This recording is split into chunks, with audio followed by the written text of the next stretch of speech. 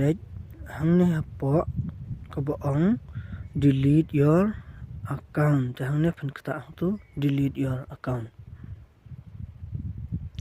Tiang tu kapau kum ni. Pen login biang ya tu ke account ka bapikwa ban delete mentangan login ni ke account ka jonga. Bang akwa ban delete hang ni kong balai ba. Why do you want to delete sim dan? Kai ka daw ba penong ip ba pen delete no.